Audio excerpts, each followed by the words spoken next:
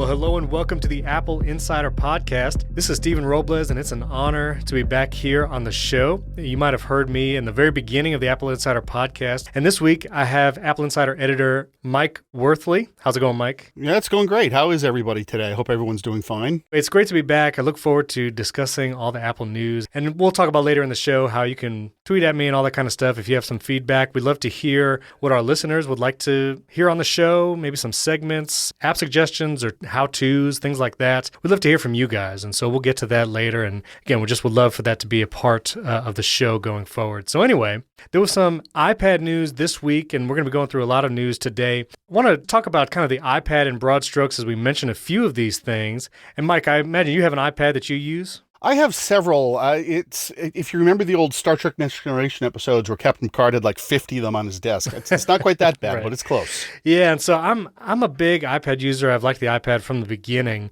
And, there's a lot of discussions recently in different news sources and different Apple pundits talking about, is the iPad really a productivity machine? Has it gotten to the place where we can actually use it to do real work? And so just a couple of the quick news bites from the week. Photoshop for iPad came out recently, and Apple made a big deal about it in a recent keynote, saying this is going to be full Photoshop for the iPad. And Photoshop for the iPad was just updated this past week to add things like object selection on the iPad and things like dark mode and stuff. But I have an artist friend actually and talked to those guys in the industry, and some of them use it, especially the Apple Pencil for some sketches and things like that. But they still find that for certain applications, it can't be their only device. And so I was curious, Mike, I don't know if you have anything that you actually do on the iPad specifically for work or productivity, or do you have feelings about that kind of usefulness in real life scenarios? Well, I feel that Photoshop, I feel that Adobe is being Adobe as far as the iPad rollout of Photoshop. I don't think there's a compelling reason for the feature disparity that exists between the computer and the iPad. Yeah. I just think that's more marketing than it is any kind of technical ability. And obviously, if you look at benchmarks in the machine, and I can already hear some of our regulars going, oh God, benchmarks, you can't compare across. Right. The thing is, you can to some extent, because these are measurements of how long it takes to perform a certain set of calculations or how many of those calculations you get done in a certain period of time. Sure. So for something like Photoshop, this isn't something like you're going to be crushing the iPad processor for 5 hours straight or anything like that. And that's where the benchmarks start to fall down, is long processing loads. But the burst type processing you see on the iPad for Photoshop and other similar things, that speed is absolutely maintainable and absolutely controllable for the duration of those jobs. Well, and let's touch a couple of these news points, and let me come back to it because I want to talk about some things that I actually use my iPad for specifically and not do on the Mac. But, Microsoft also updated their app. They now have an all-in-one app, so they don't have separate Word, Excel, PowerPoint apps. They have one new Microsoft Office app for iOS. And, this was an interesting piece of news early in the week. The Instagram CEO made a comment about why there is still not an iPad app for Instagram. And this has been something that a lot of people have bemoaned for a long time. But he made some comments to Chris Welch, and Chris Welch tweeted these comments from the Instagram CEO, Adam Mosseri. And he said Instagram would like to build an app, quote, but we only have so many people and lots to do, and it hasn't bubbled up as the next best thing to do yet. And I find this so interesting. I mean, one, obviously, everyone knows that Instagram is owned by Facebook. Facebook has an iPad app. Their quality is probably debatable. I don't know how you feel about it, but I don't really use Facebook or Twitter on an iPad. I feel like they're not doing great with those apps. But Instagram is such a visual medium, and I find it so strange because if you download Instagram on your iPad, it's the iPhone app and you blow it up. And even 10 years into iPad existing, it seems silly that they have not given at least a little effort towards it. I don't know. How do you use Instagram? Do you feel like you would love to have it on the iPad? Stephen, I feel like that this quote from the CEO is one of the dumbest things I've heard this month. Saying that they don't have the resources to do an iPad application? Exactly. Yeah. That's ridiculous. That's absolutely insane. And I can't even imagine that statement was vetted by Facebook PR at all. Now, I've heard some arguments that from a advertising and sponsored post type thing, people might not be as inclined to swipe up or tap through stories on the iPad.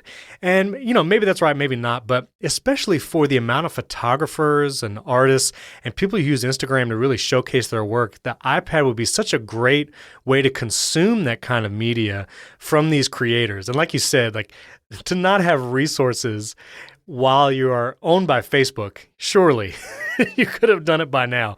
So who knows how long we'll have to wait. Related to this, the Microsoft app update, the combined Microsoft Works, for lack of a better term on that, is iPhone specific.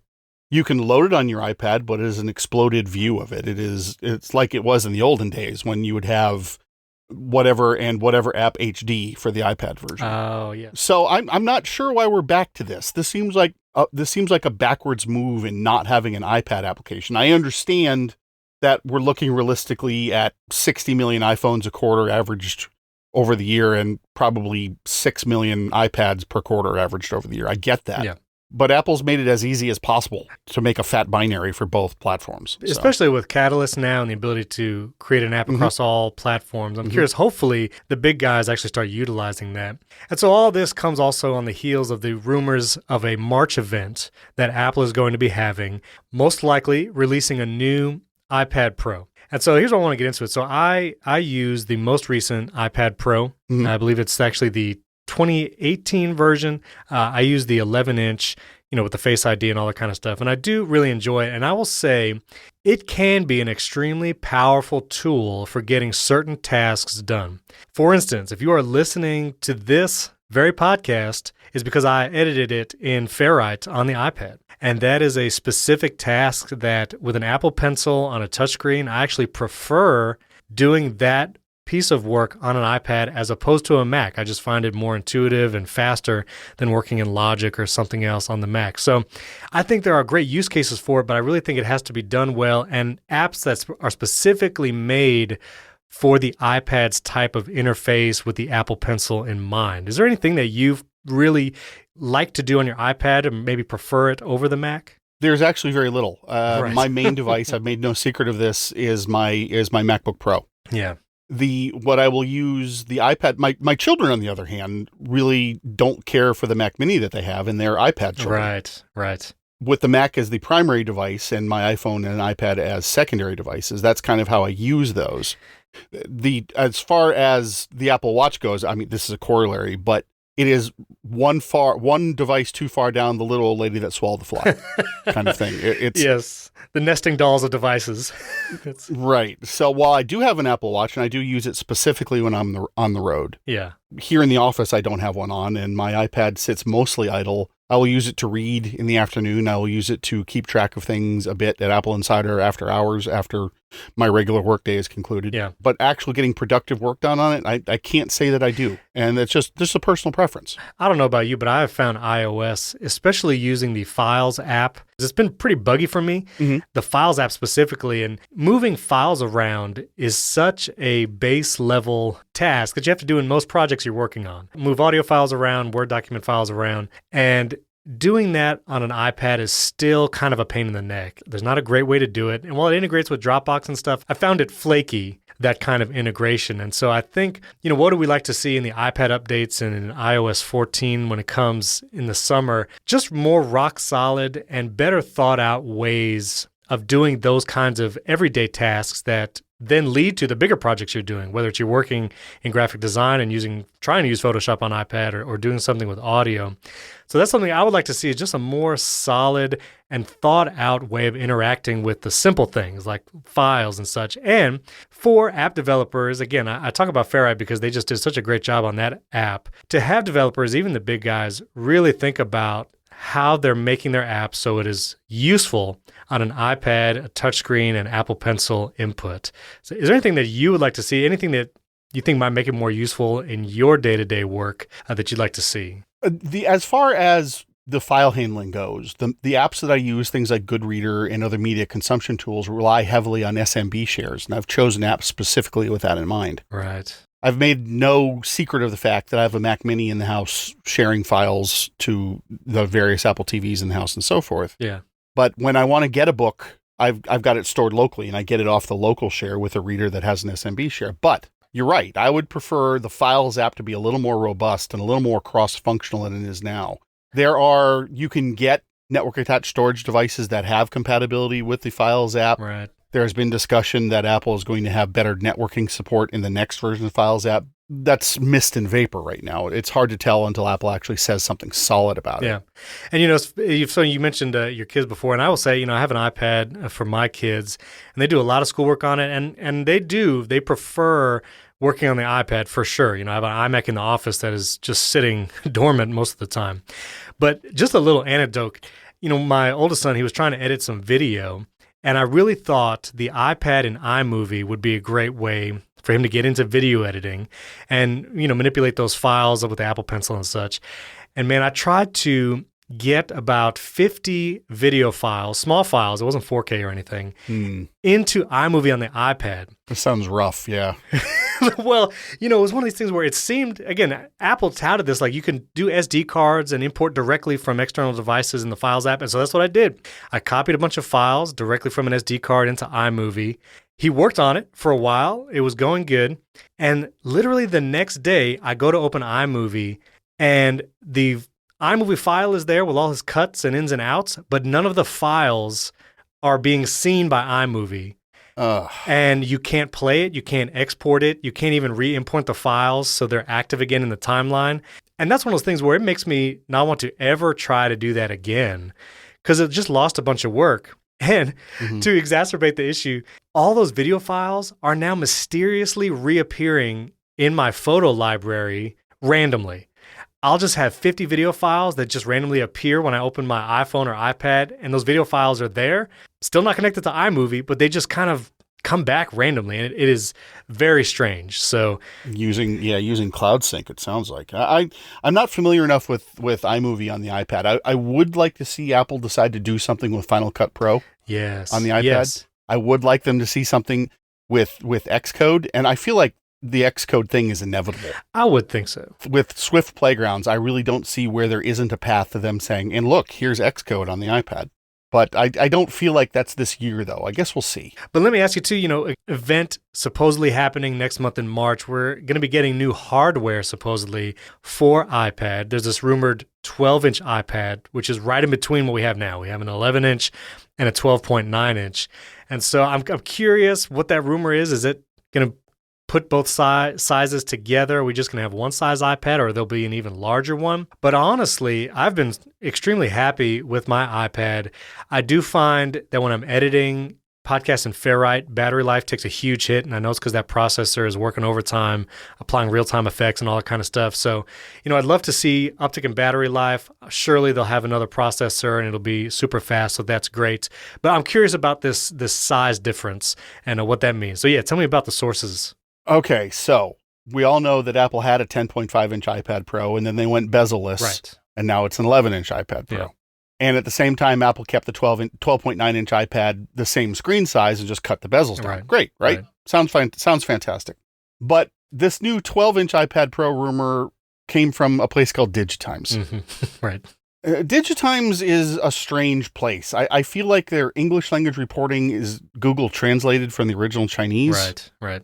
And I think things get lost sometimes. I do not think that there is realistically a 12-inch iPad Pro. The reasoning they used is, well, Apple just did it with the 9.5 to 10.2-inch iPads, but neglected to mention that Apple had done it the previous year from 10.5 to 11 on the iPad Pro. And given that it's Digitimes, they're pretty good at seeing things in the supply chain, but they don't understand the significance of it. So when the panels for the Pro Display XDR started getting delivered, Digitimes called it for a 30-inch iMac. And that was just completely off the wall and out there. Right.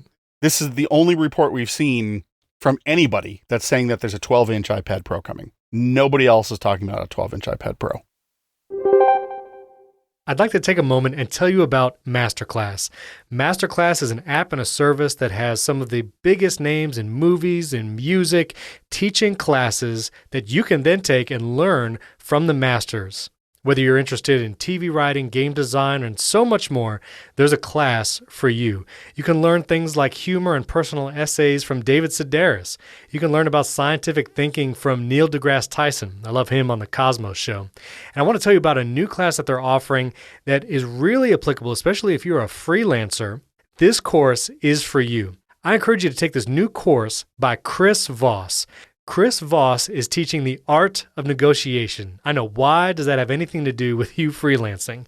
Well, I read Chris Voss's book, Never Split the Difference, and his advice for those in business is tremendous. This is not so much about hostage negotiation as it is about communicating and how to communicate a deal and working with clients.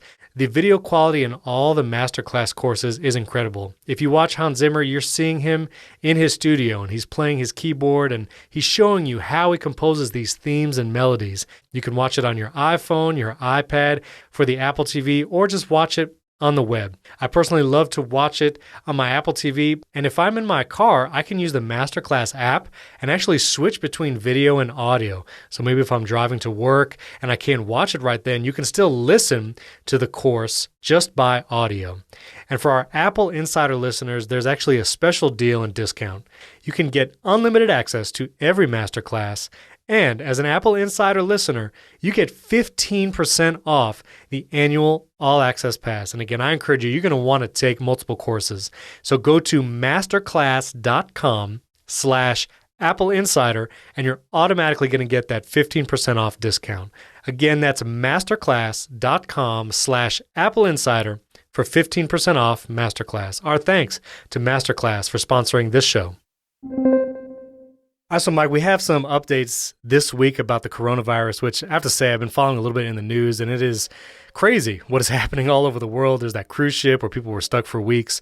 And so it's affecting, obviously, manufacturing in China, and so much so that Tim Cook actually issued a memo to the Apple staff. So the coronavirus, we're recording this as we speak. It's Thursday. It's Thursday afternoon. And by the time we publish this on Friday morning, some of these figures and numbers might be a little different. So you have to bear with us, especially if it's like Monday or Tuesday when you get to this.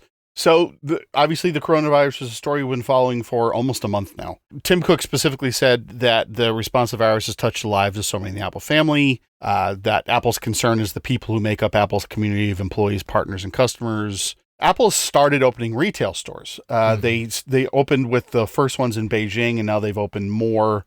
Just this morning, they opened 2 more. Right. Many of Apple's suppliers are closed or are just starting. Foxconn is saying that they're opening cautiously. And I'm doing air quotes around the word cautiously there because they refuse to elaborate on what exactly that meant. Right.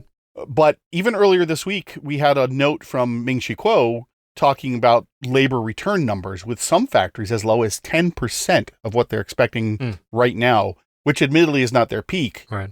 Their peak isn't really until May or so when they start working on the iPhone X equals X plus 1 for the year. Right. And no, that's not the name of it. It's the iPhone 12 or something, right? Sure. But while it looks like the coronavirus is starting to taper off a bit in much the same way that MERS and SARS did, which are in the same basic classes, there's still fallout.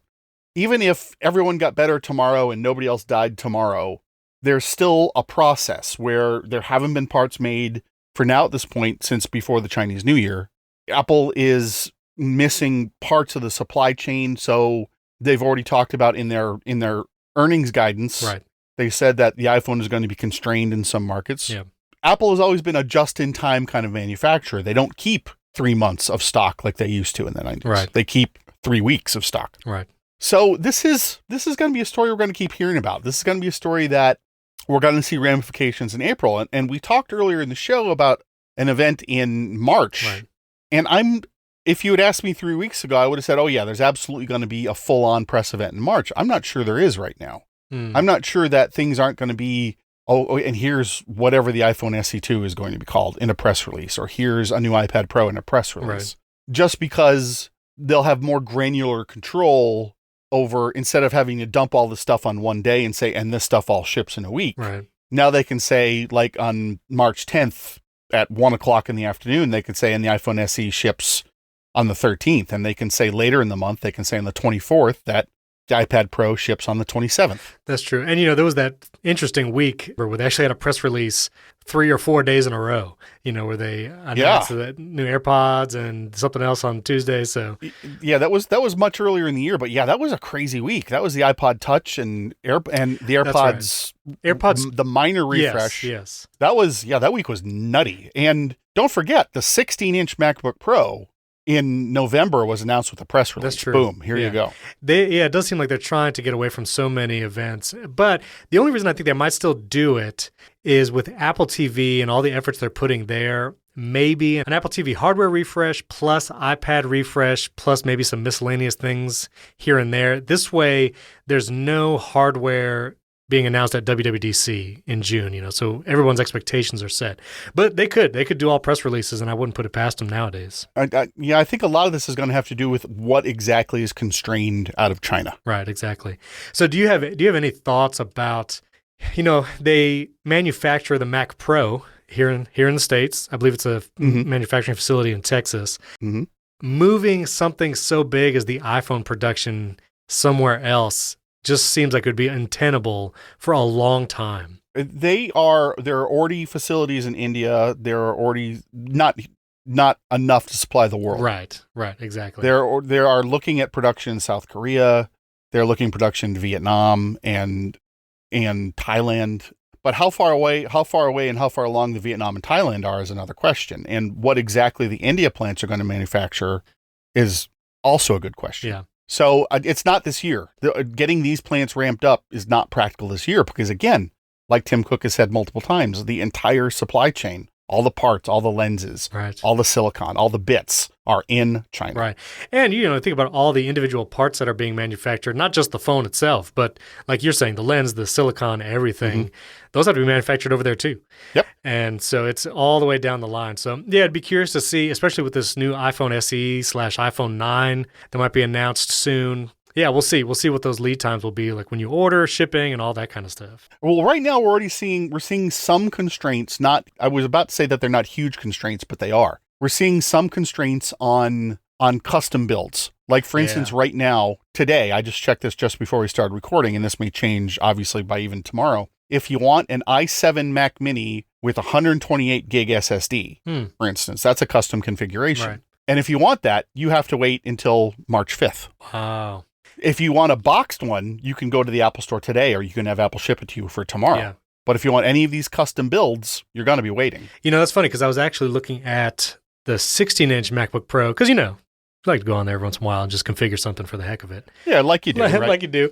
And I did see, there's some builds, especially the custom ones that have like 2 terabyte and higher SSDs or 32 and higher gigs of RAM. It actually said 3 weeks on some models. Yeah. And so that's definitely longer than it's been. Recently I've been able to order Macs for work or anything like that, and it would come in a week's time. Yep. And so, I'd be curious, especially the ramifications going into the summer, if those things are going to actually, lead times increase. We'll have to see. We're still early on this. Part of the severity of this is because it's on top of an already very busy flu season in China. Right. Let's not forget the flu in the United States, which will kill more people than this coronavirus will. Right. But we have a reasonably good handle on the flu. We're just starting to tickle around the edges of the coronavirus, for instance. Right. And while I don't think this is, I don't think we're looking at any kind of zombie apocalyptic movie on this or anything like that. Right. I do think that we're not at the end of the story. I think we're just now halfway through as far as from an impact to the supply chain. Yeah. And obviously this is a humanitarian issue more than it is a technology issue, but they go hand in hand. There will be a worldwide impact to this. It's just to what aspects of our lives will vary. Yeah. All right, Mike, we have an awesome new sponsor this week, and I'd love for you to tell me about it. The sponsor is called Feels, and I know you have personal experience with this, so why don't you tell me about it? I do. Specifically, I have a great deal of experience with CBD oil, and before you get all crazy about this is the non-psychoreactive component of this. There's no THC. This is not a product you or anyone you know will be able to use to get high or anything like that. CBD oil has a number of medicinal benefits that we're kind of in the early stages of CBD still. But that said, my daughter's been suffering from an epileptic condition since she was 3 months old. And we haven't had a lot of luck with seizure control with anything. And she's been on Keppra most of her life on an adult dose of Keppra, which is a very strong anti-epileptic drug. And she has been on a strain called Charlotte's Web for some time. And that's, the diesel strength industrial grade for seizure control because she's just on the high concentration and it's a lot of it. But she's been on that for about 6 years. And there's definitely a difference from when she's got the dose versus when she doesn't. Yeah. So while I was a scientist in a previous life, there is empirical evidence that says that she has better seizure control when she's on the CBD, which is why we're still on it. But along the way, I decided that, let's take a look and see if this is going to help me, because AppleInsider is not a turn-off job. It's not something that I can shut the door of the office and say, okay, we're done for the day on this. We're not 100 strong or anything like that. And the Apple beat is a big beat. Yeah. It takes a lot of effort and a lot of surveillance to keep things going. And so when it is time to go to bed, it can sometimes take a little bit of time to wind down, which is one of the reasons why I started trying it. And just a couple of drops. I shifted to the Feels product not all that long ago, and just a couple of drops. And it's not a knockout drug, but it just kind of smooths the edges off and is allowing me to fall asleep a lot quicker. Yeah. So that's my personal experience with that. And I've also heard that people use CBD oil for things like anxiety and even all different kinds of ages of people using it to great effect. Yeah, I don't have a lot of personal experience with that. I have seen some people and I have talked to some people that say that it has that. I, fortunately, am not an anxiety sufferer, really. I think the Navy beat that out of me in the 90s. But yes, I can absolutely attest that the Feels product is helping me get to sleep faster at night, and sometimes by almost an hour. And that's huge. Yeah, that's great. Well, where can people go to find more information about the Feels product? You can become a member today by going to feels.com/AppleInsider, and they'll give you 50% off your first order with free shipping. Now, that's Feels, FEALS.com/AppleInsider for that 50% automatically taken off your first order with free shipping. Well, that's awesome. Well, check that out, feels.com/AppleInsider, and we'd love to hear your stories about how it might help you in the future. Yeah, give it a shot. Here's the thing. I would actually personally like to hear from you if you're taking it for something or you've been advised to take it, but do talk to your doctor about it first. All right, well, let's wrap up with a couple small news items. There was an Amazing Stories trailer, which is going to be an Apple TV original series. They're really pushing hard. I don't know if you got a chance to see the trailer. It looked interesting. It looked pretty cool. Did you watch the original when it aired back, like 35 years ago? I did not. I'm sorry. I have to say it was before my time, but no. Yeah, I wish I could say it was before mine, but it's not. But what'd you think? I like the trailer. It feels very much like the original series did. It absolutely screams Steven Spielberg, even though he's producing it. He's not necessarily doing everything involved with the show. Right. As far as Apple TV Plus goes, I'm kind of mixed on that. I almost feel like I would have rather had them build more content before they released something like this, which is why I think they did the year trial for people now. Oh, yeah. Well, and you can still buy a Mac now and get a year free of Apple TV. I mean, they're giving it away. I do not think that 1 year is going to continue because let's face it, content is expensive. True. And it looks like, did you watch any of the first wave of TV shows that came out with Apple TV Plus? I did. I've watched for work and for pleasure just about everything. They are very well produced. Yeah. I very much like For All Mankind. That was my favorite too. I wasn't a big fan of The Morning Show. I watched it all. My initial impressions after the first couple episodes were not haters and people that wanted it to fail, like their producers said. I just didn't feel like it brought anything new to the storytelling other than some big name actors playing these roles. Yeah. I feel like I appreciate that it was written out of a book that was done before the Me Too movement. Mm-hmm. I appreciate that this is one of the originating materials, but I also feel like this is a story I've heard a dozen times in modern media, and I do not think it necessarily needed to be retold on Apple TV Plus. But the Snoopy show is fantastic. Okay. You put anything with a Muppet on it, and I'm going to watch it. Yeah, so for sure. So the Helpsters is good. Yeah. The C. Man, I wanted to love C. I couldn't get into it. I feel like the first season of C, we're going to look back and say, okay, now I understand why they did that. And I feel like this is foundational. Yeah. And I'm gonna break out something from the 90s, from 90s sci-fi. I feel very much like it's the first season of Babylon 5. Oh man, okay. Where they set a lot of pieces up, and you'd be watching an episodic TV show, very much like Star Trek: The Next Generation was at the time, where there wasn't a lot of continuity until there was. Right. And I feel very much like that's what we're going to end up with in this case. I don't think comparing it to Game of Thrones is fair. Right. I understand that Steven Silver made that comparison, and just about everybody has made that comparison. Right. But I don't think that, in my opinion, I feel that it needs to be judged on its own. And I feel like we're not going to get a full judge on it for a couple of years. Yeah. And again, this is Apple's literal first foray into creating TV shows. And it is any great TV show, if you look at the earliest episodes, they grow into their they get the momentum, after the first couple seasons. So we'll see. Yeah. For All Mankind was my favorite. I definitely watched every episode of that, and I'm looking forward to that coming back. But they definitely have to do something great. You got The Mandalorian and all the Disney Plus originals now too to compete with. Man, did I love The Mandalorian. Oh yeah, man. It was great. Loved it. But Oh boy. for all mankind, Yes. Ronald D. Moore said that he had a plan in Battlestar Galactica. Uh-huh. He did not have a plan in Battlestar Galactica. Sure. And I do not want that to happen here, too. I'm hoping that this is a little better plotted out than what they did for the last 2 seasons of Battlestar Galactica. Yeah. And I'm also interested to see what happens with Apple. Like just today, just an hour before we recorded this, Shantaram has stopped production because they don't have scripts. Right, I saw that, yeah. And I'll be interested to see exactly Apple's response to this as their production schedule has to shift because of production problems. Right. And my mind always goes to it. Hopefully this does not become a distraction to fixing the Files app on iOS. You know what I mean? Like, this is a lot of time and energy they're going to have to spend on producing original content. And it's, gonna be a little, I don't know.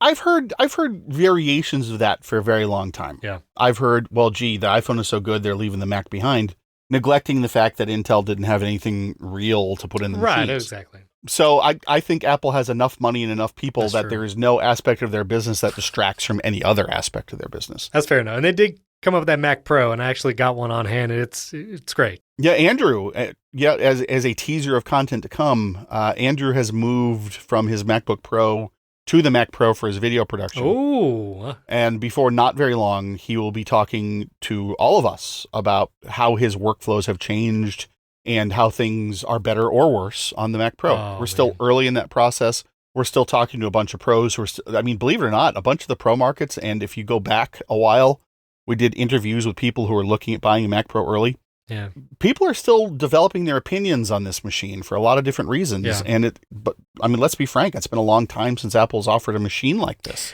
Yeah, absolutely. I mean, the use case that I have it for is actually in a workplace, and it's for video recording and playback of high quality. Mm-hmm. And, for that one use case, it does great. And we did the Mac Pro specifically for the PCI card slots and the integration of video hardware. Mm-hmm. But yeah, really looking forward to hearing Andrew's take on it. And just to wrap up the Apple TV thing is too, you're totally right. So Apple is saying the Amazing Story series is from executive producer Steven Spielberg. So we'll see, be curious how much hand he actually has in it. Oh man, it's pretty clear from the trailers that he's got a good steering hand on the till there. Yeah, for sure. There are some very Spielbergian angles just in the trailer. Yeah. So the last little piece I wanted to touch on, there's the rumor of the Apple Tags, which would be like a location device that Apple is actually going to sell so you can put it in your bag or whatever. And it works like the Tile devices. And I'm curious what it's going to look like. It integrates with Find My app and all that kind of stuff. I had a Tile once, and it was interesting. I never really found that I made great use of it. But I don't know. How do you feel about that kind of location tracking little device thing? Interested at all? I feel that the ultra-wideband technology in the iPhone is what really is going to make this sing. Yeah, that's true. Bluetooth beacons have been great, but Bluetooth is Bluetooth. Yeah, exactly. Like just this morning, I was fighting with my keyboard to resync with my MacBook Pro setup. Yeah. I'm concerned that when I've used a Tile, it's been decent. But there have been times with my Tiles, like, oh, nope, not in the house. Right. Don't know where it is. But, Right. it's right here, Tile. Yeah. I appreciate that's not their fault. I appreciate that's Bluetooth. Right. But I feel that this is another one of those products that Apple looked at about a decade ago or however many years Tile came out and said, Right. that's interesting, but the technology is kind of iffy right now. And ultra-wideband will give that, will give that to them. Yeah, I think you're right. And I think, the promise of Tile was, if everyone was using Tile or if everyone was using a specific product, then if you have one in your suitcase, well, at the airport, all the other Tiles will talk to it and, you'll be able to find out where it is. Yep. And that just didn't really happen, because it didn't really become pervasive. But again, when Apple gets behind something and it can really be a pervasive technology, it could change it. I don't know if they somehow give these little Tiles away with some Mac purchases or some other piece of hardware, and every, or at least a large percentage of Apple users have one in their bag, it might be more useful as far as that crowdsourced location finding stuff. So we'll see. We'll see how it goes. I agree. There's a lot of potential with ultra wideband. Apple has a number of patents on ad hoc networks. Right. Like an iPhone talking to an iPhone, as opposed to an iPhone talking to a cell tower talking to an iPhone. Right. And I feel like those are related to this technology. And ultra wideband allows for this kind of peer-to-peer communication anyway. Right. So this is a new technology. People are asking me if I feel like this is like the AirPower, and I don't think it is. I feel like that this is farther along than the AirPower was. We've talked about the AirPower at some length. Yeah. But I do feel that given the hooks that we saw in software, last year. Yeah. Back in October last year. I feel that this is something that Apple's just got kind of hanging out. But again, if you got to assume that this isn't going to be something the Apple buyer is going to buy one of. It's going to be like, oh yeah, well, I'm going to put this on my keys. I'm going to put this on this other thing. Right. So I think that this, again, is something else that could potentially be held up big time by production problems in China. That's true. And what they price it at, please. Yeah. I mean, not $50 a tile. Yeah, that's a lot, right? Yeah. I mean, the last real price surprise anyone really got from Apple was the third generation Apple TV at $69 and the original iPad at $499. Right. But that's 2 price surprises over a decade. Yeah, and Apple's been doing okay. When the 16-inch MacBook Pro came out, they priced it well enough, so it was actually a little under some of the recent 15-inch pricing, depending on your configuration. Yeah. So it's I've got the i9 2018, and when we got it was $4,000. Right. And at retail price, and we often have prices significantly lower than this, it's $24.99 to get in a 16-inch MacBook Pro. Yeah. And we've seen prices as low as $2,100. So right. Yeah, so we'll see. We'll see if it comes out. Yep. Well, anyway, I wanted to close the show. We might do this more often. Again, we'd love to hear your feedback on it, but some kind of like just app or what we use in daily life, kind of in app-wise on our phones and iPads and such. And I was actually curious, a new Notes app just came out. I don't know if you saw it, but it's called Noto. And it's just another kind of rich text note-taking app. And, there's as many note-taking apps as there are developers who can make them because everyone has kind of different preferences for their note-taking and all that kind of stuff. And so I was just curious, what do you use, Mike, as a note-taking app on your different devices? Do you use one that syncs or just use stock notes? I just use a stock note, but a developer that I want to talk about that we were talking about iPads much earlier, an app that I have made sure that I have always bought from day one is Goodreader. It is absolutely the best PDF reader, and you can even do notes on it if you really wanted to. Yeah. No, GoodNotes is great. I use that, and that's my kids use it on their iPads for doing like worksheets and stuff. Yeah, It is a great app. I personally like the built-in notes, but I write a lot in Markdown, and I like to be able to export that as HTML or as rich text. And so I actually use Bear as my main note-taking app across devices and syncing-wise. It's got great Markdown support and export features and all that kind of stuff. And so, yeah, I would recommend Bear. You could also check out this Noto app. Again, everyone has so many different preferences for their note-taking apps, but love to hear what you guys use for your note-taking apps, what you use on your iPhone, on your Mac, on your iPad, or if you have a recommendation for us, maybe a note-taking app that's lesser known and we haven't seen yet. Yeah, you can send us an email or you can drop a line in the forums. Yeah, so let's talk about it. If you want to tweet at us, Mike, where can people get a hold of you and send you comments? Well, here's the thing with the Twitter, right? I use my name for my Twitter, so it's if you can find me if that's what you really want. But I'm not going to spell it out here because we'll be here longer than this spiel is already taken. Gotcha. But I don't pop on the Apple Insider podcast that much because the day shift can get a little frenetic sometimes. For sure. However, I do have my own podcast over at spacejavelin.com, and we air our episodes on Monday mornings.